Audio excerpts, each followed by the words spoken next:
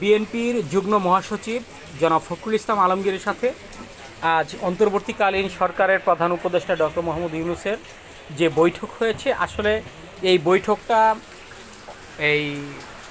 আপনার যে ফখরুল ইসলাম আলমগীর এই বিএনপির যুগ্ম মহাসচিব হয়তো তাদের সাথে কোনো কথায় একমত হতে পারেনি বিএনপি, যার কারণে হয়তো দেখা যাবে আজ রাতেই কোনো একটা বুলেটিন ছেড়েছেন